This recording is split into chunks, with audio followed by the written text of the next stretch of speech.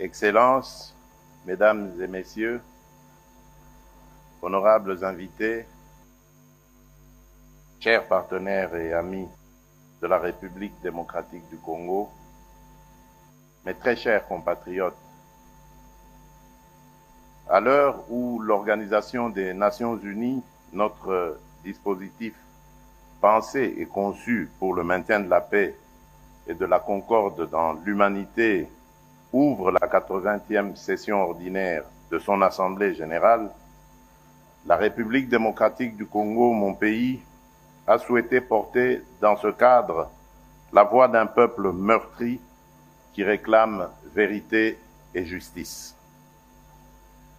À l'instar de celui organisé à Genève, l'événement parallèle de ce jour se veut être un espace de parole utile pour éclairer les consciences et mobiliser les bonnes volontés éprises de justice et d'humanité et engager contre tout déni de ces valeurs fondamentales.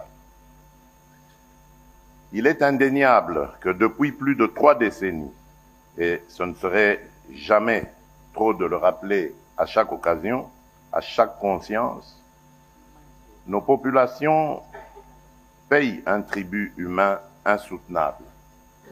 Familles décimées, villages rayés de la carte, communautés déportées ou forcées à la disparition en raison de leur identité pour permettre l'implantation de populations étrangères qui héritent illégalement de leurs terres, autorités traditionnelles réduites au silence absolu et remplacées par des lignées étrangères entraînant une désarticulation identitaire, femmes et enfants brisés. Ces crimes planifiés et systématiques dans leur modus operandi relèvent pour certains actes de la logique et de l'intention génocidaire. Trop souvent, ces tragédies ont été minimisées, relativisées, parfois niées.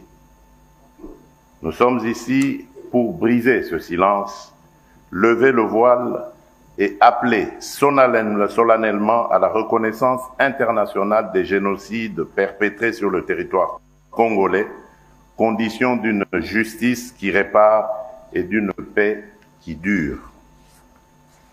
Notre plaidoyer se fonde sur des assises juridiques incontestables et sur un corpus de rapports concordants, nationaux et internationaux, qui documentent l'ampleur, la systématicité et l'intention criminelle de ces atrocités. Il ne s'agit pas d'émotion, mais de droit. Pas d'accusation gratuite, mais d'établissement rigoureux des faits. Le débat que nous proposons s'organise autour de 3 axes très concrets.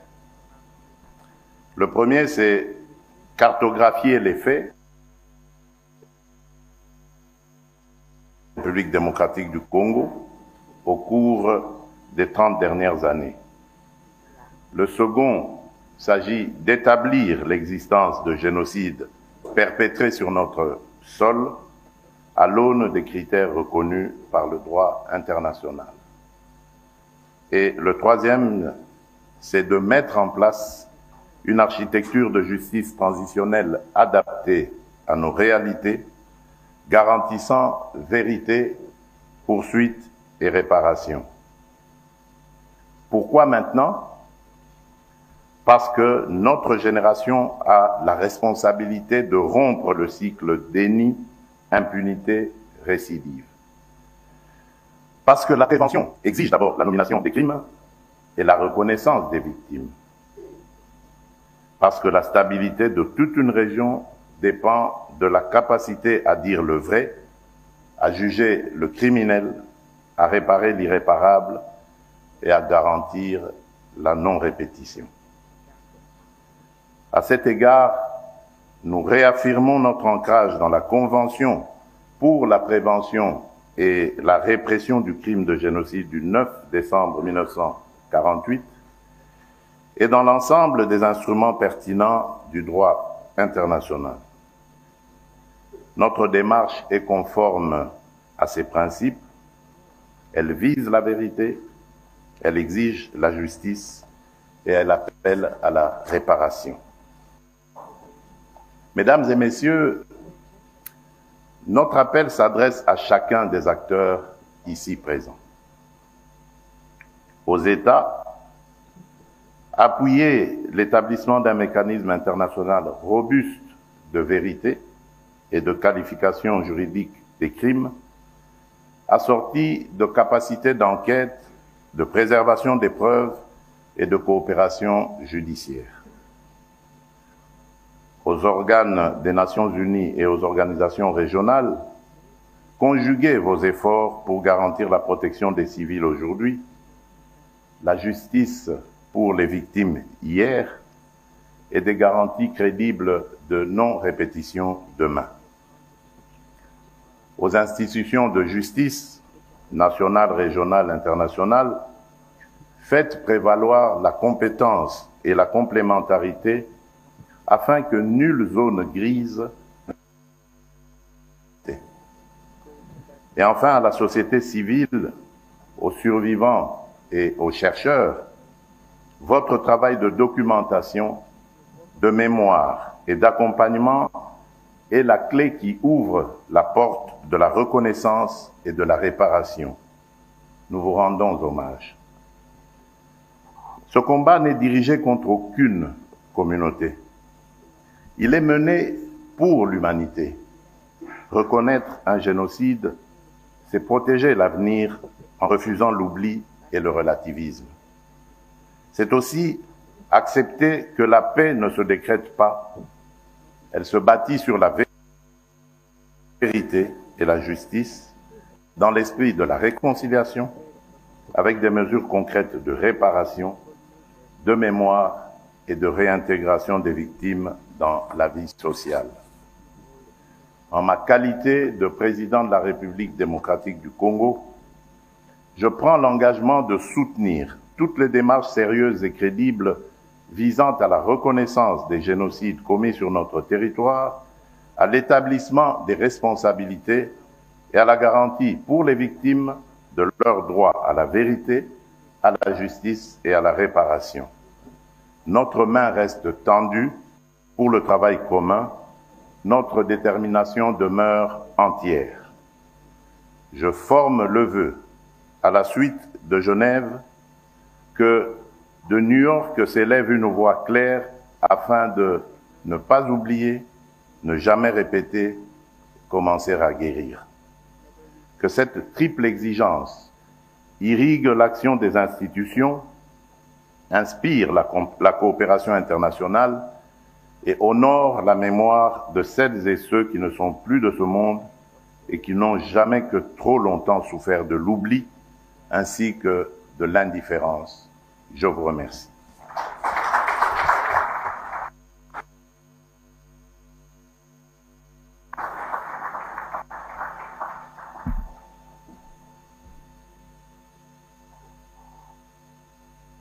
Chef de l'État, nous allons continuer avec la suite du programme que vous avez.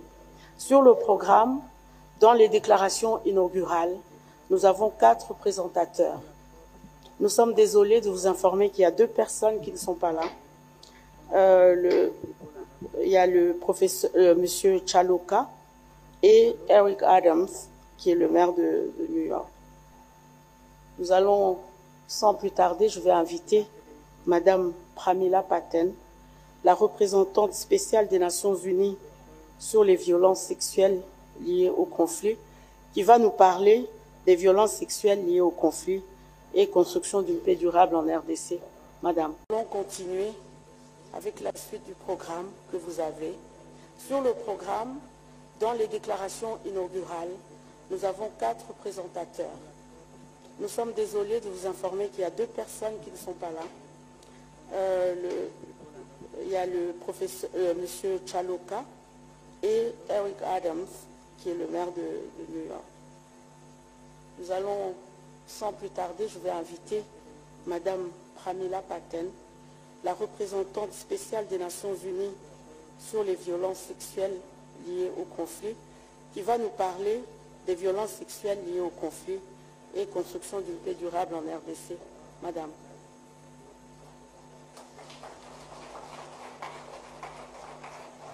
Tous les rapports qui viennent directement du terrain des affres. Président de la République, distinguée Première Dame, distingués participants, c'est avec une profonde émotion et un sentiment de responsabilité que je prends la parole aujourd'hui. Le 5 septembre, à l'issue de ces travaux entre mars et août 2025, la mission d'établissement des faits du Haut Commissariat des Nations Unies sur la situation dans les provinces du Nord et Sud Kivu a rendu son rapport. Et il a établi que les violences sexuelles ont atteint un niveau d'une ampleur sans précédent, tant dans leur nombre que dans leur nature, par les groupes armés et dans une totale impunité. Les violences sexuelles ont eu lieu principalement sous forme de viols collectifs. Les cas impliquant des enfants ont triplé en un mois. Même si l'accès à Goma lui a été refusé par le commandement du M23, ce qui l'a empêché de visiter les zones contrôlées par ce groupe, la mission a vérifié plusieurs cas de violences sexuelles perpétrés par le M23. Des victimes violées ou violées collectivement chez elles avec leur mère, fille ou sœur.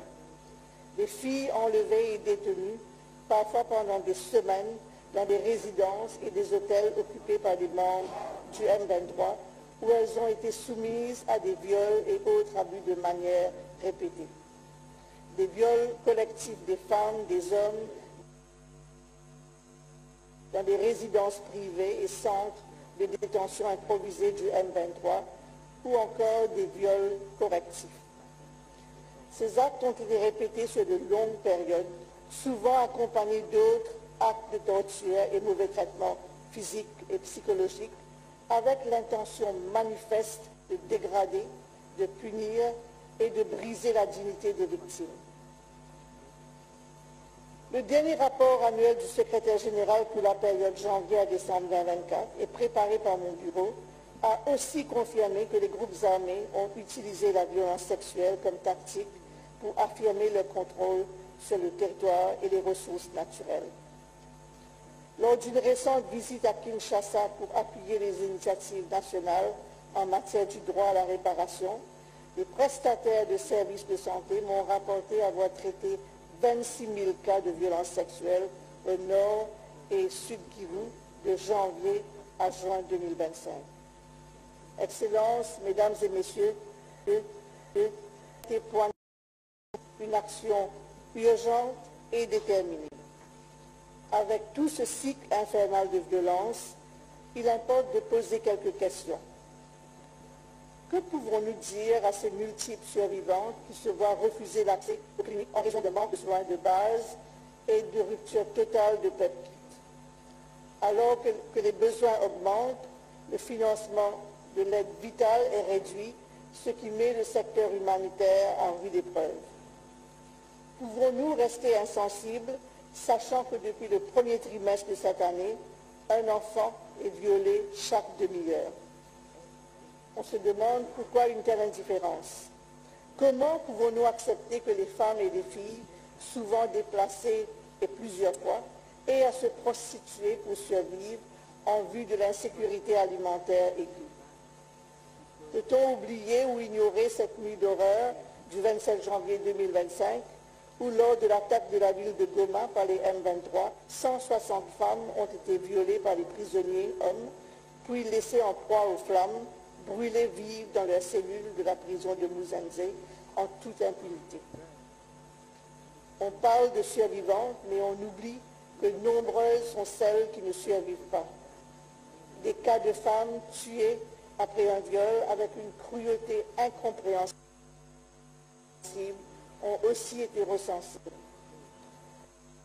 Je voudrais saluer le gouvernement qui, face à tous ces défis, continue d'amplifier ses efforts et a récemment actualisé les plans d'action nationaux des FARDC et de la PNC sur la lutte contre les violences sexuelles. Ces efforts viennent s'ajouter au travail important de la justice militaire et des initiatives nationales des réparations aux survivantes des violences sexuelles. Hélas, les cycles des violences à répétition fragilisent ces efforts, sinon les réduisent à néant. Excellence, la manière dont nous affrontons cette crise est le véritable test de notre détermination. Nous ne pouvons pas nous contenter de prononcer des paroles de condamnation, alors que les survivantes manquent de soutien pour continuer leur vie. Des milliers sont privés d'accès aux soins médicaux, aux soins psychosociaux, au logement et aux recours juridiques. Elles paient le prix de l'impunité. Elles méritent plus que des promesses. Elles méritent protection, assistance, justice et réparation et un avenir sans peur. Pour qu'elles puissent avoir la paix et la tranquillité d'esprit, des services rapides et adaptés doivent les atteindre rapidement et à grande échelle. Il est urgent d'accélérer le paiement des réparations aux survivants et de les associer à ce processus. La justice transitionnelle doit aussi se développer en complémentarité avec la justice pénale, dont les mérites sont indéniables, et doit inclure des mécanismes de recherche de la vérité, de préservation de la mémoire, ainsi que de prévention et de la répétition de tous les crimes, y compris les violences sexuelles liées au conflit. Mon bureau, à travers l'équipe d'experts, demeure pleinement engagé à poursuivre son travail aux côtés des autorités judiciaires et des acteurs de la chaîne pénale. Mesdames et messieurs, la route vers une paix durable en RDC passe inévitablement par l'éradication des violences sexuelles liées au conflit. Nous devons agir ensemble avec détermination et passion et compassion pour réparer les tissus déchirés par la guerre et construire un avenir où chaque Congolaise et chaque Congolais peut vivre en paix et en dignité. J'appelle au respect sans faille des efforts régionaux et internationaux de paix, y compris ceux entrepris à Washington et à Doha. L'appui de la communauté internationale, y compris l'appel urgent et répété de protéger les civils, notamment contre les violences sexuelles, tel que rappelé dans les mandats successifs de la MONUSCO, doit être maintenu. Nous devons faire taire les armes et amplifier la voix des femmes. Nous le devons non seulement aux générations futures, mais aussi aux survivantes d'aujourd'hui. Les cicatrices et les traumatismes laissés par les violences sexuelles laissent une ombre profonde. Nous devons persévérer pour apporter à toutes les personnes touchées la lumière de la guérison et de l'espoir. L'urgence d'action est maintenant à notre portée, à tous. Que le corps des victimes cesse d'être un champ de bataille pour devenir un siège de paix, garantissant l'avenir à une génération qui aura retrouvé sa dignité. Je vous remercie pour votre engagement dans cette noble cause. Merci.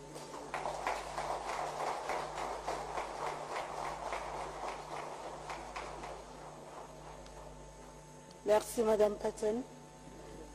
Je vais maintenant inviter Madame Aida Sawyer, directrice de la division crise, conflit et art à Human Rights Watch, qui va nous parler de la prévention du génocide en RDC, vue des acteurs associatifs, un appel des victimes à la vérité, à la justice et à la responsabilité. Je vais également appeler le technicien parce que je crois qu'il doit remonter le micro. Oui, s'il vous plaît, madame.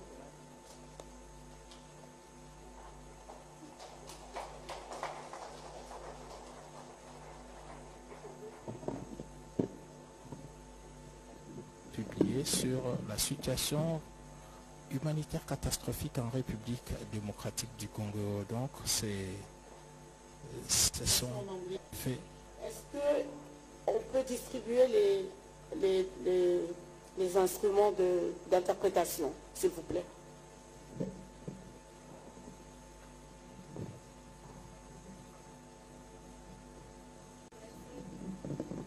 Merci Madame Kabamba et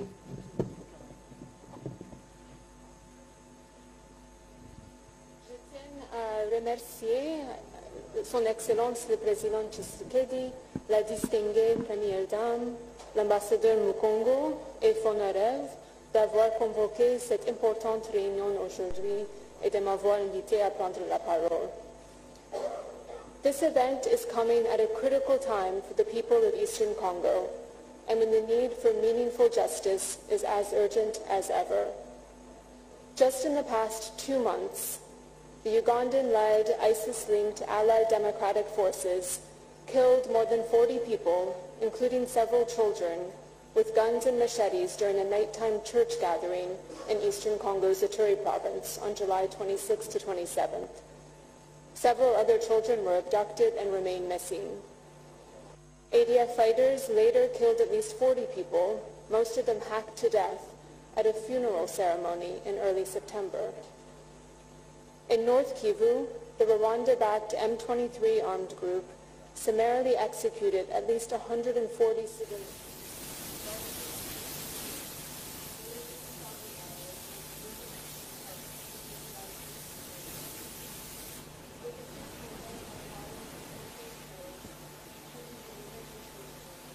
Thrown into the Rutshuru River.